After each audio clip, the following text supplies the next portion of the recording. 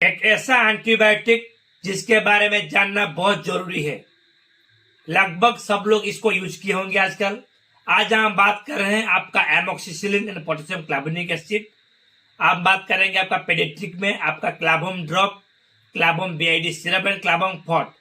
यह आपका एक एंटी माइक्रोबियल एजेंट है जो माइक्रोब्स का ग्रोथ हुआ है इसको ठीक करने के साथ साथ जो प्रॉब्लम हुआ है इसको भी ठीक कर सकता है।